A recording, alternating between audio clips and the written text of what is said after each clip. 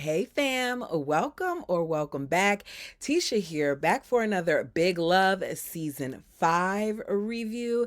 This is Season 5, Episode 2, A Seat at the Table. Go ahead and do me a favor and hit the like button as we jump into this. I'm sorry that I'm a week late with this.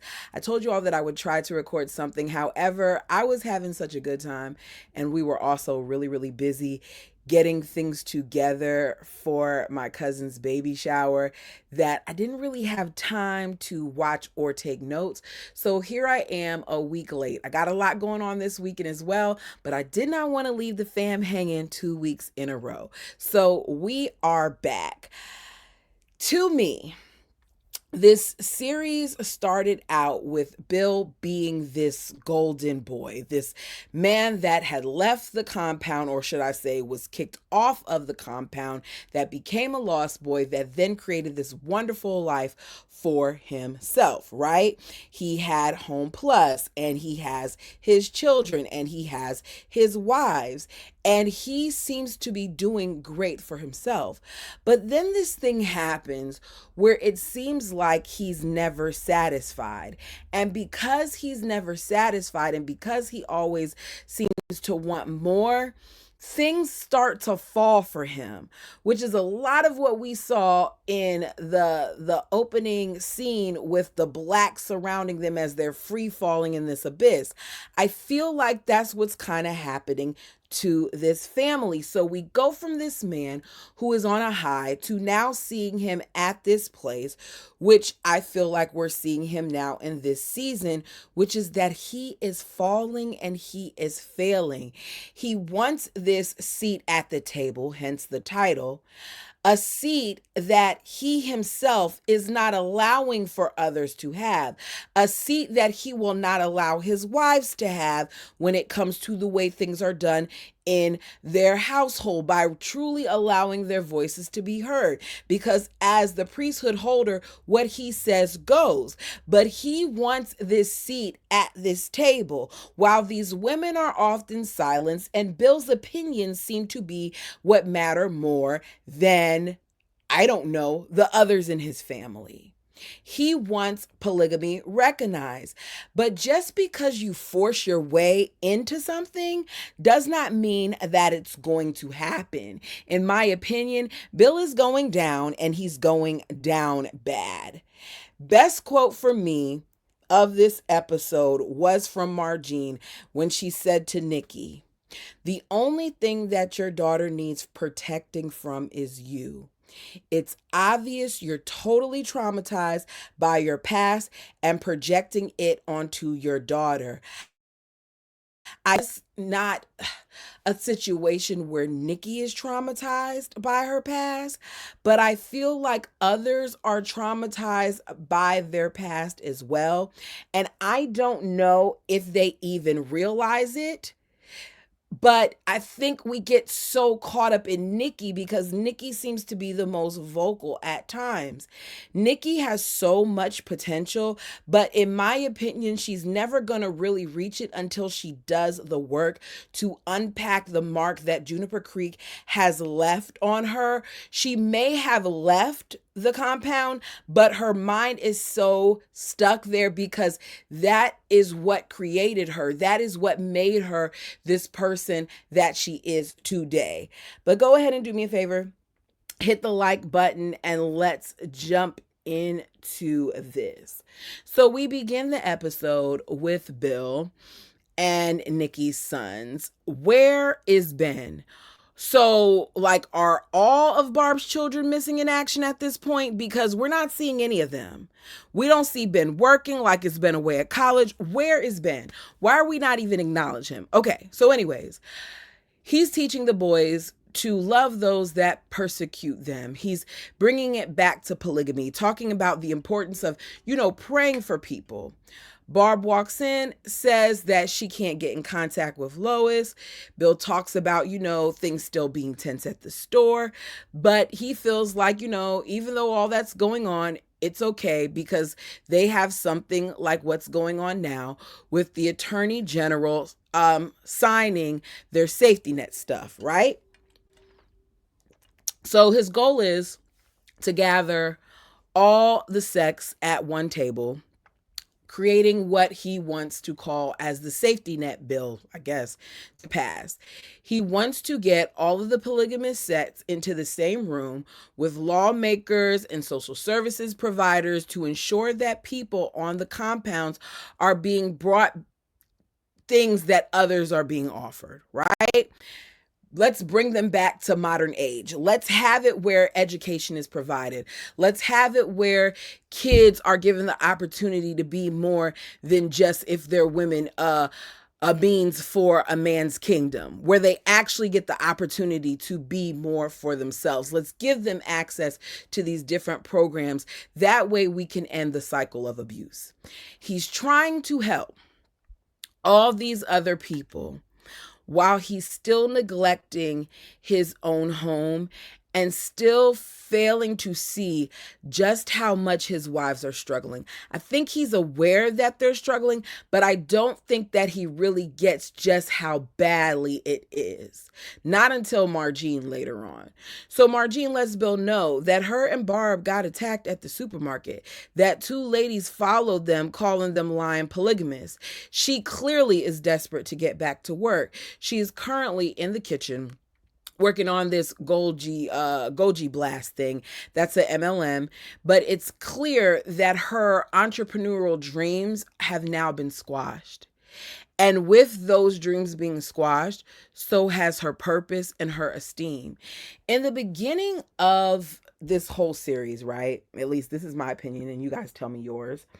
I think that Margene was this young, naive wife that felt like it was great to have this man that was taking care of her, that was fulfilling her needs, that was making sure she had a roof on her over her head, and got her out of her mother's trailer park, right? But she has shown us over the various seasons that she has changed, that she's not that little girl anymore, that she wants a life and she wants a career and she wants family. And she was almost to the point where she had those things, but Bill's desires to come out as a polygamist squashed all that. So let's jump to Adeline. Despite this not being her actual baby, Adeline is working hard to carry this child to term. She goes to see a doctor who says he can't treat her unless he knows more about her history, because he's trying to find out what doctor in their right mind would do this to a woman given her age. She talks about how complications are raised and how he doesn't think that it's a good idea for her to carry the baby to term.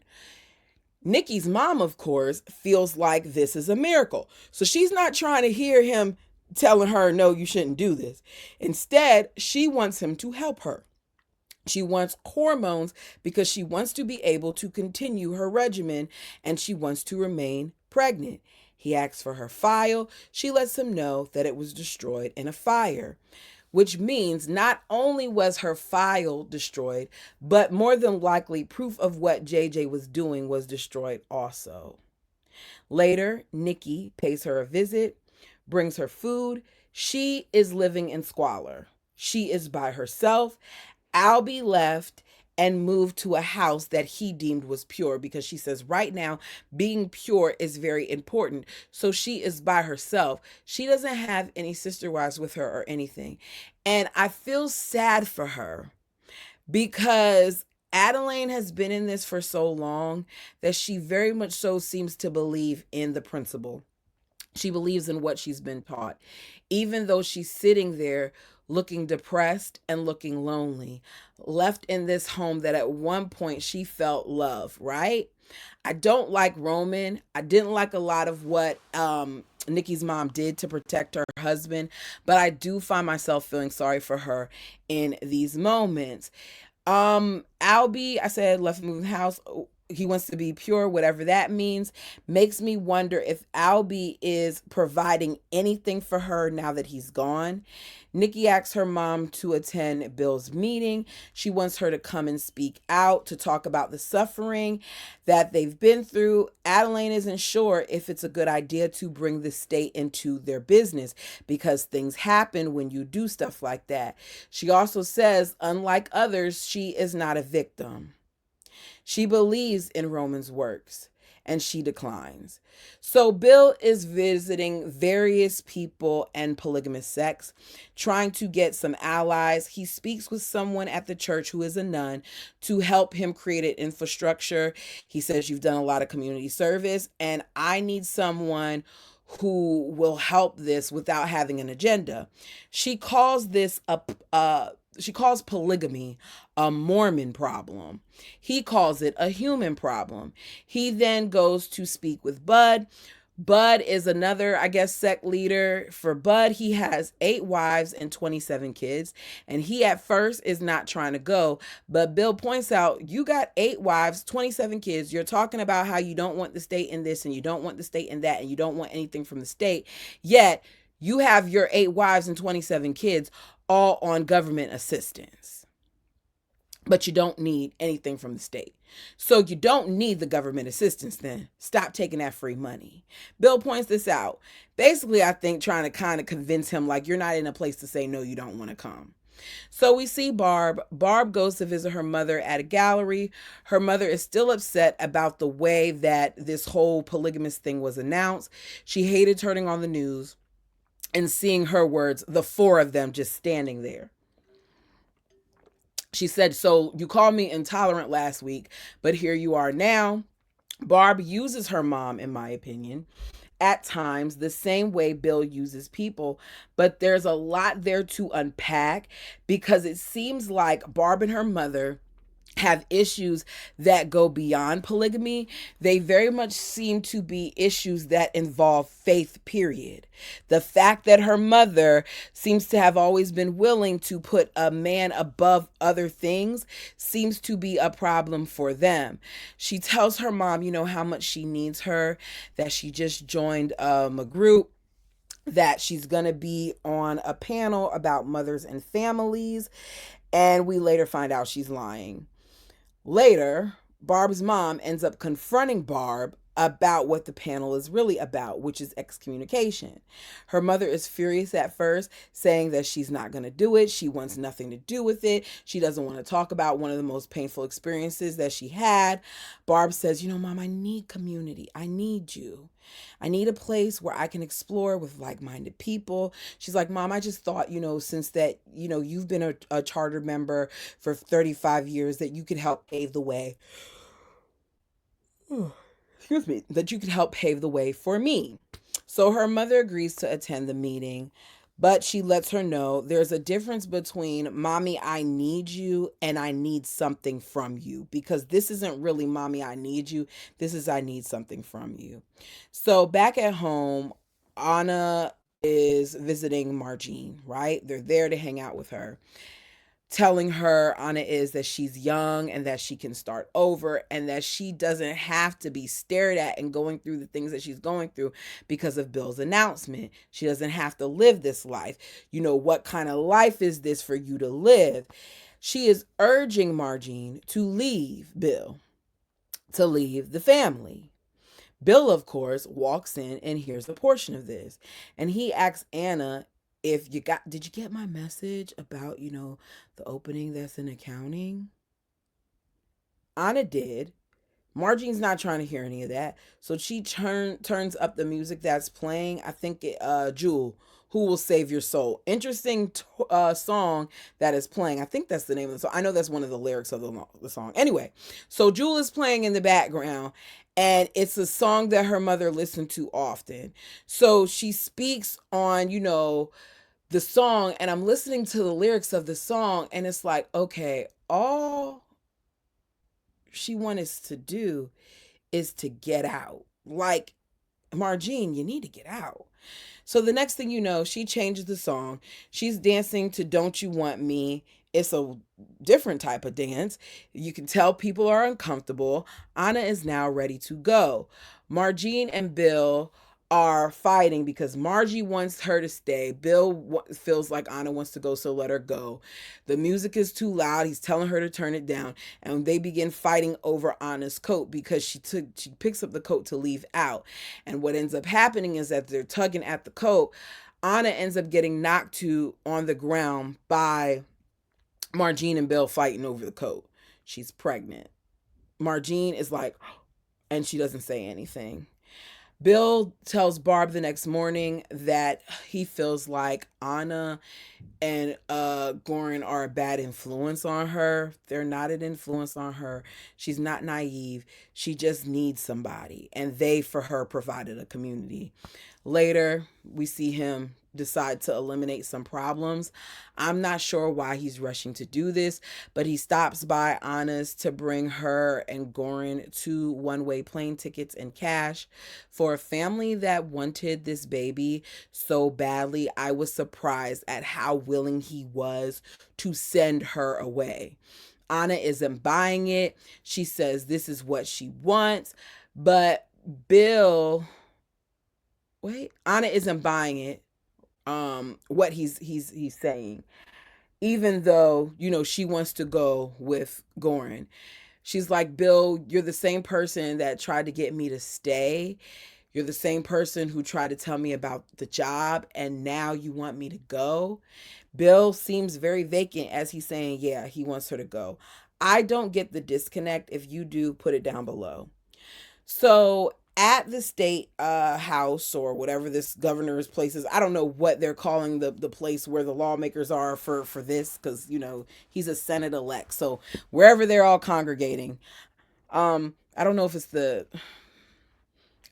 their capital. Y'all know what I'm talking about.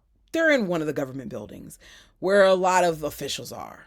So Bill wants to know how much longer the phase with Barb and her drinking is going to last. He tells her he doesn't want the kids to know. And I do appreciate the fact that Barb says, I'm not going to allow this to be a thing where I'm shamed. I don't want to be a closeted drinker. I respect her for not hiding it. It may cause confusion to the kids, but I'd rather her be honest about it than for her to be deceiving.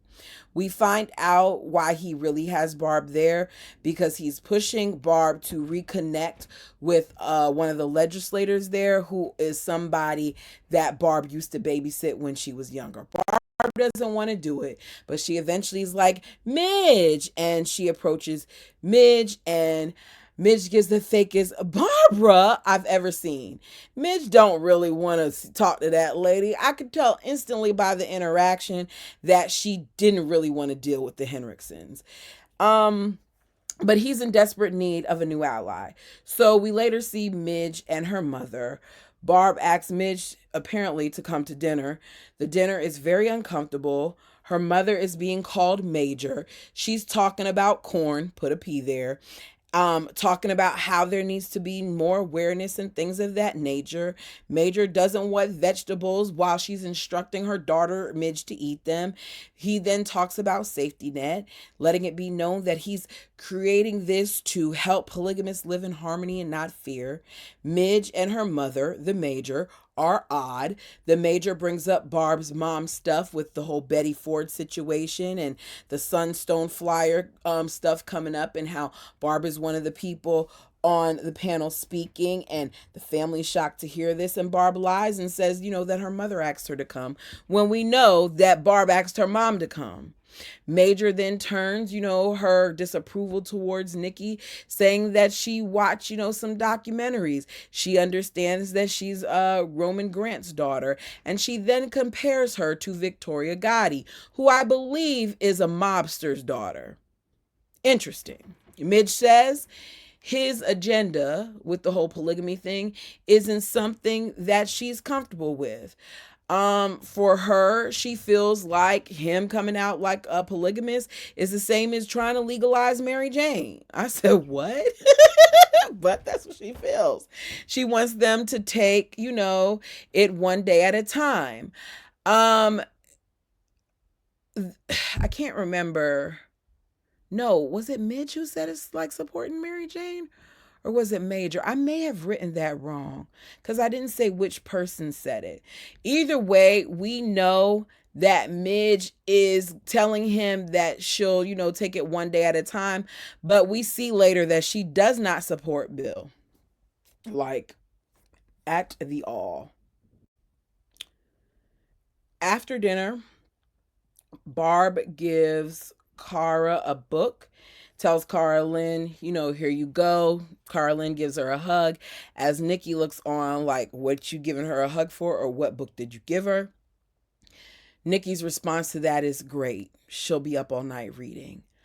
I can't speak for other households, but for mine, my child staying up all night reading isn't something that I would be annoyed with. Sounds like a good idea to me, as long as he can get up in the morning and go to school. Barb refers to the organization that they're doing as a think tank because Nikki wants to know more about this whole panel that she's going to be on, and she calls it a think tank, but Nikki calls it a hotbed of malcontents and free thinkers and doubters. She wants straight answers from Barb. Nikki then talks about service and helping others and not agonizing over how life treats you, but Nikki is digging into Barb as Bill walks in and tells her that she needs to chill out, that that she's struggling right now, right? Nikki says that she's over Barb getting a pass. Even though Nikki herself has gotten several passes, she can't handle when others get one too. Nikki always forgets the things that she's done and her faults. She tells Bill he's the priesthood holder. Barb needs to be brought back in line. This is when she talks about how she saw Barb doing a blessing on Margie. I have this out of order, but I will. Matter of fact, let me do that now while I can remember. Let me go ahead and play this clip. This blessing, it's out of sequence, but I want to play it now since I have it here in my notes. Ooh, give me a second, you guys. Y'all know I don't switch things up. I keep it the way that it is. No editing for me. Okay, here we go. I think about the future a lot too, about what kind of life that I want. That's the wrong one. See? Jacking stuff up. Are y'all still with me? That was the wrong one. Y'all know I don't edit. Here we go. A blessing? Blessing? Yeah, just a small one. I mean, sometimes we ache in ways that only Heavenly Father can help us with.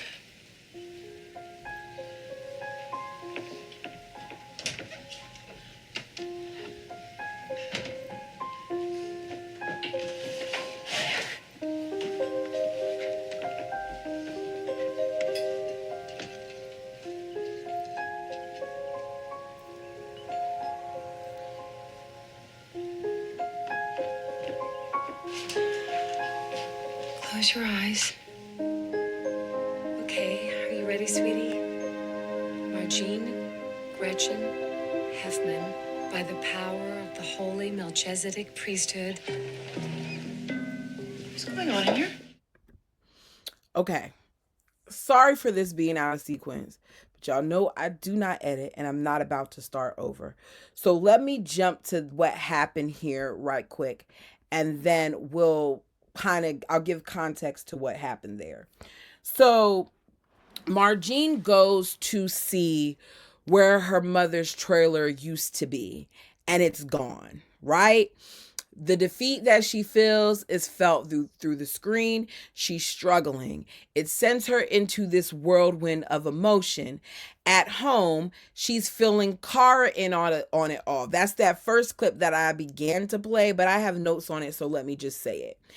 She's saying, to Kara, it's all gone. It's all over, that she lived at this trailer for 8 years and she so desperately wanted out. And she promised herself that she would be something, or she would be somebody someday, that she loves her kids, but she can't help but wonder, how she got to this place. She tells Kara, don't look back, go to college and grad school, and do not let anyone stop you. Kara promises she will. If anyone can do this, Kara can. We know that she's a dreamer based on things that we saw in the beginning, with her saying the places that she wanted to go and the drawing and the caricatures that she used to do. The real question is, how deep is Kara into this cult, and will she really be able to get out?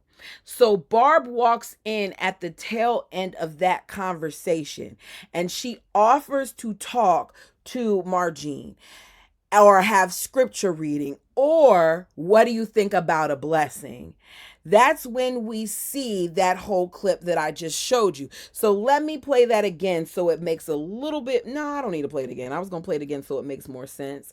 But the fact that she has offered this blessing, the fact that she's thinking that she's allowed to do that, is something that most men and women in this community would find to be wrong, because she's not supposed to do that. How dare you go to the cabinet? How dare you grab olive oil? How dare you sit there and look like you're about to pour olive oil on her head, for Nikki to then walk in and to act like nothing was going on. So Nikki sees this whole thing. Barb, of course, denies it, scurries off, acts like it's not a big deal. She then, of course, uses this later on as a thing to use against her, while Barb tells Nikki, like, for her dance class and the other things that are going on are helping her with her center of gravity. But that's not the way Nikki feels. So let me get back to the other part where I was at before I jump there, okay? Let me see. We're going to jump back to her telling Bill, he's the priesthood holder, that Barb needs to be brought back in line. I caught her trying to do a blessing on Margene. I feel like the wine and the dancing and all this other stuff that she's doing is the plan, right? Bill later on, of course, is going to end up confronting her about the dancing, wanting to know about Sunstone, and wanted to make sure that she doesn't make this controversial, and he tells her to be careful. But really what it's saying is you need to fall back in line. So let's talk about Carlin. Nikki is trying to get Carlin to spend time with the family, but Carlin is focused on school. She's studying for a math competition at school. It's the next day. We get to see her in action, and she smokes the competition. Her math teacher's name is Greg, and even he ends up telling Nikki that she shouldn't be here. Now, at first, you can tell Nikki thinks that it's because they're polygamous, but he says she's too advanced for this. He says that he read her file and he saw that she was homeschooled, and the person that homeschooled her obviously has done a great job, proving that despite how awful we may think JJ was, he did teach his daughter well.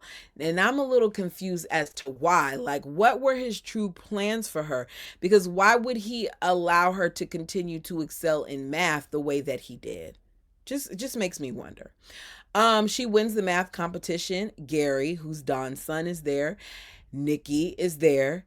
They're both impressed. Nikki is clapping and cheering because she's happy for her child. And Gary gets on the stage, tells Kara how great she did, that she's awesome, and that she's special. And he kisses her on the cheek. She blushes. The next thing you know, he's kissing her on the mouth. And Nikki is not pleased. Like if fire could have came out of her eyes, it would have come out of her eyes. She then tries to find other ways to distract Kara, going as far as to later bringing her to her math teacher, requesting additional help for her, even though she clearly doesn't need it, and he says it. She wants to erase the 15 years of indoctrination, she tells him. Her teacher points out that, for her, it's what Kara has to want. In other words, you can want to erase the cult from her. If it's not something that she desires, that it's not going to happen. We still think that's what he's talking about. I don't think he was talking about math. This clearly isn't about Kara Lynn. This is about Nikki. As they walk out, she tells Kara Lynn that she needs to quit her job. She says that Gary is disrespectful to Bill. She needs to focus on her future, and she will quit Home Plus. I personally feel like it's wrong of her to demand that of her, especially since the young lady doesn't seem like she's doing badly. She seems like she's excelling. So allow her to excel and don't stunt her, right? Next thing you know, Bill goes to visit his mother, Lois. Lois used to be my fave. Jodine has been concerned and feels like Lois could use some help. She thinks that Lois is having night terrors, while Lois points out that the only terror in her life at this point is Frank. Bill walks into her house. Her house is a mess. There's fire damage that she says is from Frank trying to get in. A tree has fallen through a window and is just hanging out there in the living room. She tells him, don't worry though, I put in a request for the repairs with the UEB and it's just taking a while. I send my tithe, so I know that they will fill my request, make sure my request is fulfilled. I'm just waiting. Here's the problem though, because we know this to be true. The UEB has $2 million, and here she is roughing it, literally roughing it, in a home where a tree has fallen through her window and they have yet to come out to fix it. We don't even know how long it's been. She blames his father for how awful her house looks, claiming that he is after her money, but she hid it good this time. I hope she does actually have a better hiding place for real, because we know the last one didn't work out. I talked about Margene already.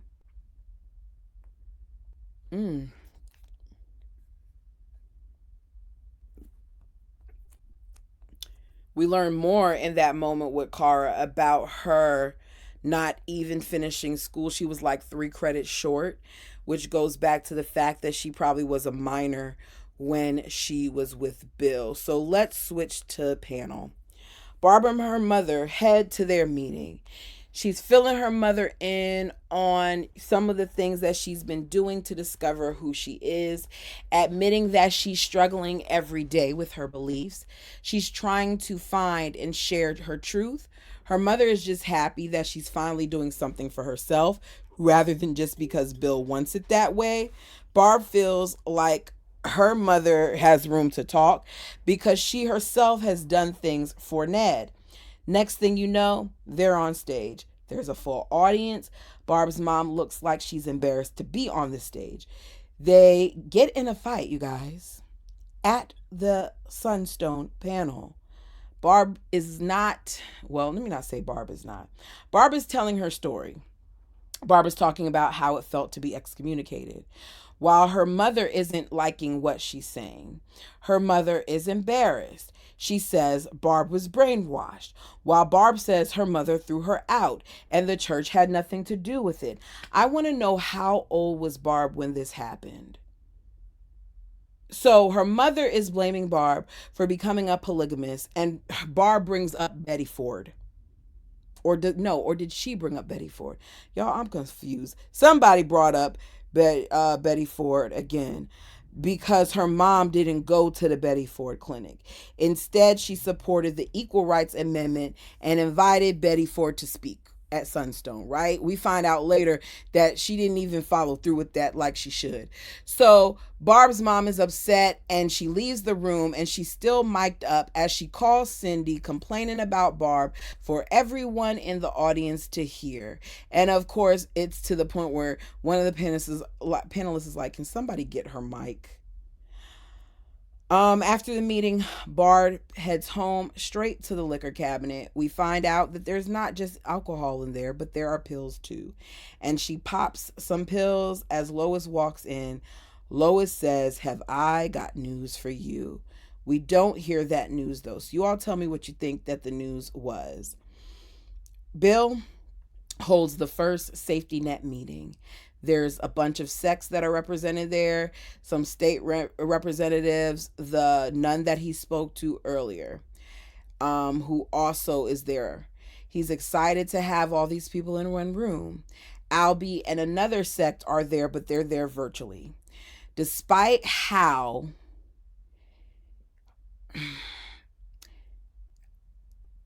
he had some of them come there, I don't know what the pretenses were. They're all there and they're ready to go. This is being recorded live. He lets it be known Safety Net is a program that helps compounds access educational and social services. Bill can't even really get started before Albie chimes in, trying to bring attention to a particular set that broke away from Juniper Creek. Who cares? But Albie is there to cause problems, though no one seems to know that's what he's doing. The lady lets him know that they're official, despite Albie's claims that they have a nationally recognized charter school. Albie says, "We have our own academy too." The lady says, "No, you don't. That was closed in 2003. We know it's currently 2011 when this show is going on." So she's saying this thing's been closed since 2003. You don't have no academy. He claims it reopened in 2004. Let me remind you, this is being recorded. It is on television, right? Nikki says, "That's a lie, Albert. Papa shut down the academy, and you know it." As soon as Nikki opened her mouth, I knew that this was going to be a hot mess. She says there's no high school education for girls at Juniper Creek. No, she says there's no high school education at Juniper Creek, and there's nothing for girls at all. She should know. He says, if that is my sister, she is mistaken. Nikki then jumps in and says, women on the compound are treated like cattle, that they are brainwashed to have babies until their uteruses fall out or they drop dead giving birth. I have read enough books on this channel that it is clear that what she's saying seems to be true of a lot of sects, that their purpose is to give birth, to the point where in one of the books, if we remember correctly, that the gentleman got upset. I think it was Irene Spencer's book, that her husband got upset because she eventually had did she tie her tubes or something of that nature to make it so that she couldn't have children anymore. And he was mad at her for that, even though it was said, should she have any more children, she could lose her life because of how many children she had at that point.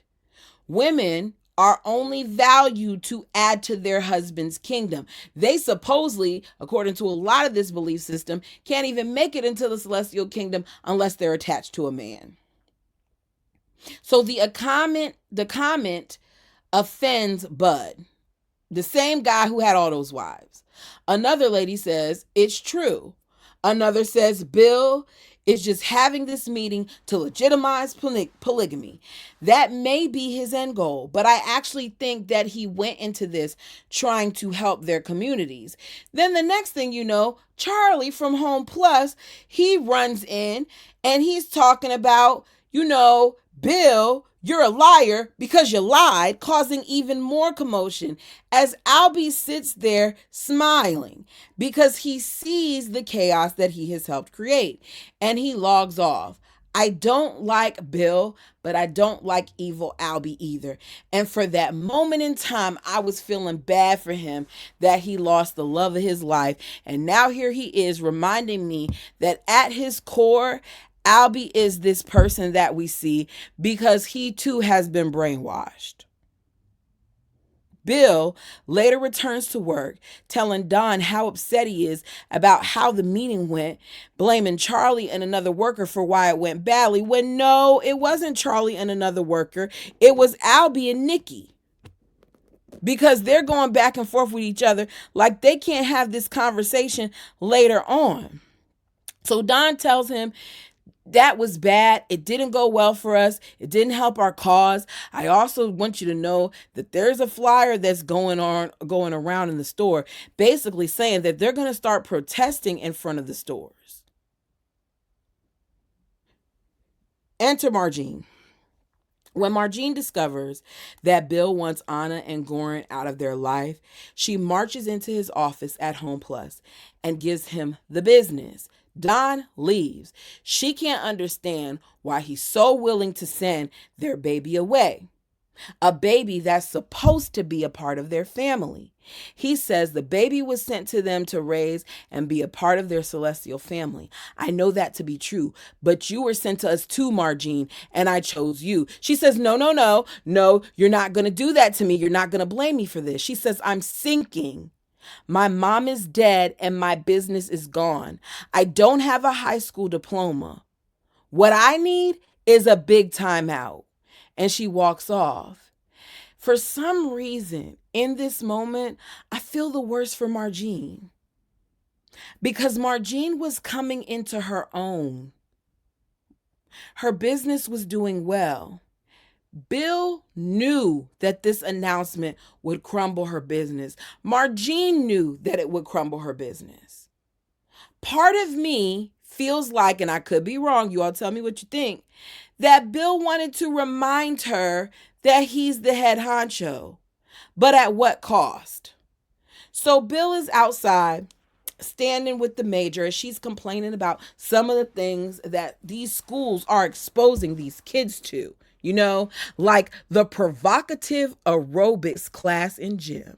She says they should have blinds and curtains for people who do not wish to see that offensive material.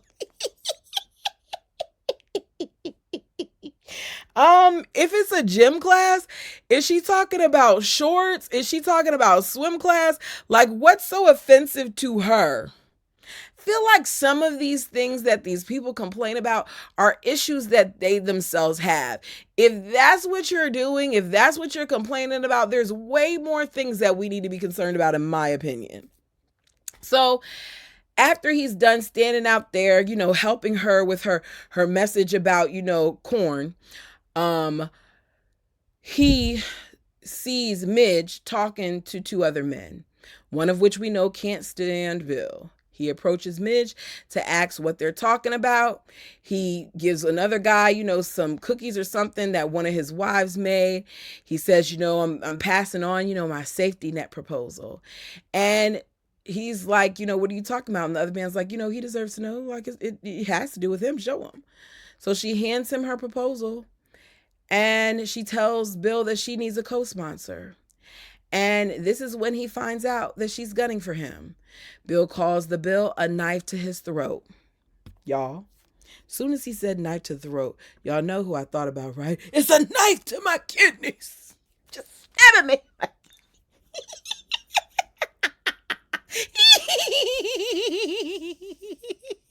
I thought about the bald eagle immediately. And I said to myself, which is worse, a knife to the throat or a knife to the kidneys? Like, which one is worse, y'all?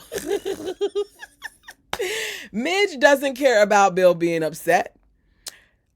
She says the world saw his so-called safety meeting, and she lets him know, you caused this. Protests are happening everywhere. It's about to get worse. At this point, she's basically ready to shut him down. And there's a little gleam in the eye and a little smirk that's reminiscent of Albie as she says this. So we go from that The wives take a field trip to Home Plus to get some discounted trees, right?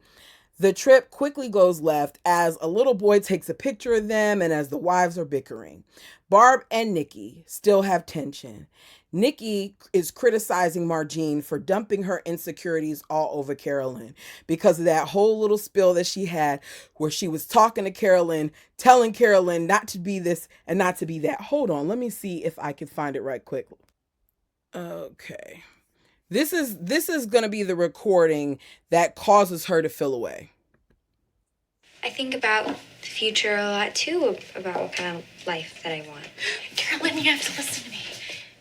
If opportunity knocks, you have to take it. You have to go as far as you can and as fast as you can, and you can't look back. You have to go to college and then to grad school, and you can't let anybody stop you. So, those are the insecurities that she's talking about. You have a problem with her telling your child not to let anyone stop her from being bigger and from wanting to be better. Nikki, what's your real problem here? So Nikki feels like she's protecting her daughter, but Margie feels like she's actually projecting on her daughter because of her past. Margie says, Nikki, you went through a lot. You were great. And she's shocked by this, but if you really think about it, she wasn't at age to approve of this. She didn't want to get married. She hated JJ, so that's what was happening. But it's easier not to say that. It's easier not to say that she was assaulted. That's too much for Nikki to take on. Just like it was too hard for Nikki to admit that her father put her in that joy book and was willing to push her away. She says, Carolyn's adolescence must be frightening for you because you were forced to marry. You were forced to have marital acts be done to you basically at your daughter's current age. Nikki then wants to know who gave her daughter this. It's our bodies, ourselves, which is clearly not what Nikki's thinking it is, demanding to know which one of y'all gave it to her. And Barbara's like, I did.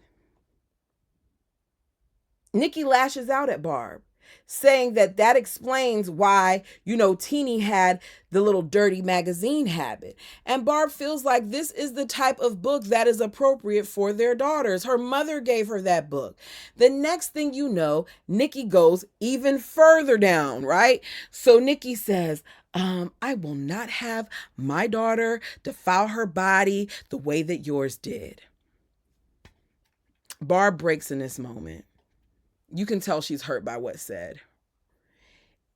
It's cruel. Once again, I'm reminded of how I could never be in this type of situation because the way that I would have given Nikki the business in that moment, I wouldn't have been Barb running away. I wouldn't have. Nikki would have hurt my mouth, as would have the store probably. Margene lets Nikki know she was wrong. She says, that was cruel, insensitive, and horrible. You should be ashamed of yourself. And her shame lasts for probably 2 seconds, as always. Nikki looks like she's sorry she did something for one moment, and then the self-righteousness comes right back, and she goes right back into the same stuff that she always does. Nikki sees everyone else's faults but her own.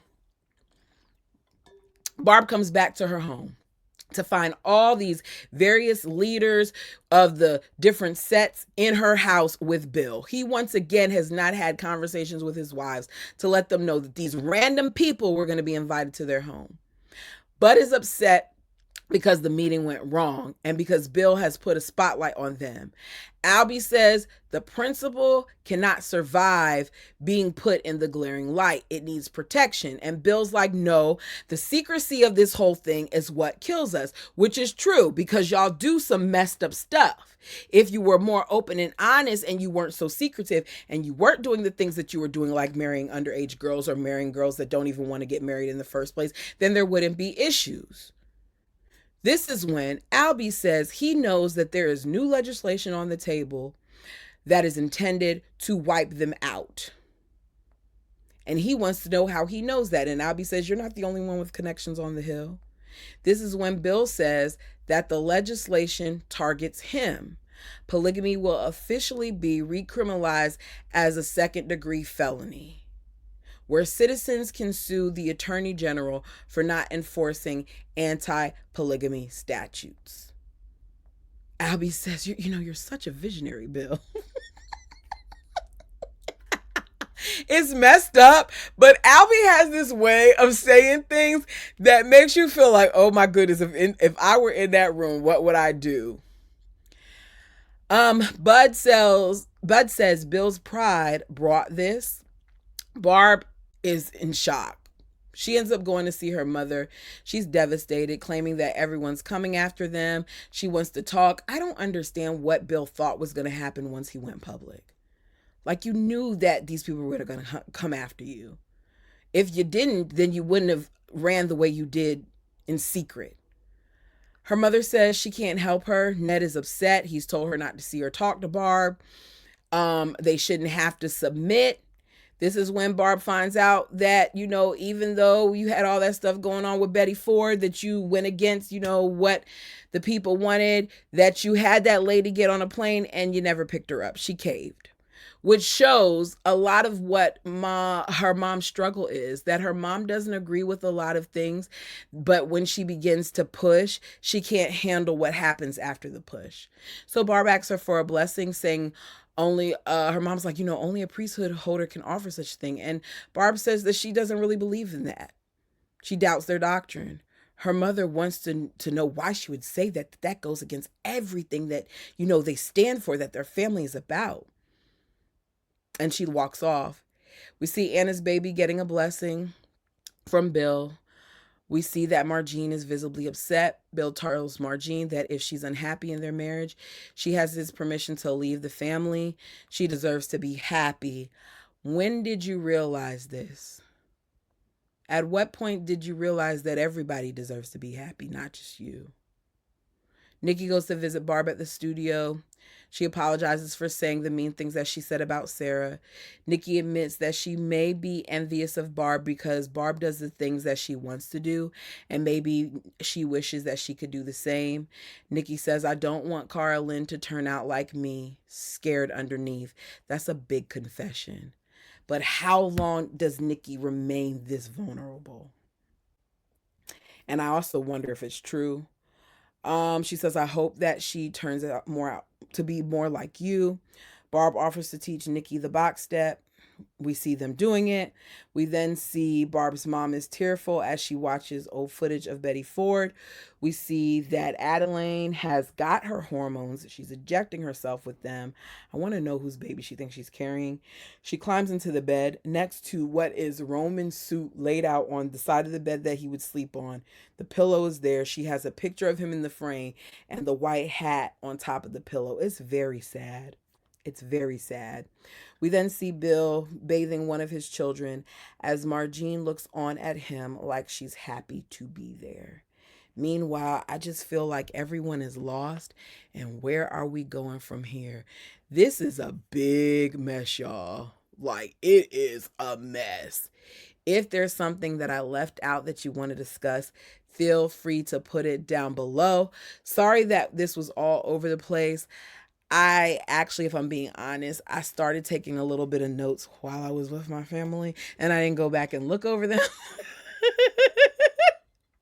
I tried to have them watch this episode, and it was so funny seeing the reactions. Anyways, but I will do better next time. At least I hope it will flow some. Y'all accept me as I am, and I thank you guys so much. We're on the road to 3,000. If you've been here more than once and you haven't subscribed, what are you waiting for? Until next time, say it with me now. Peace.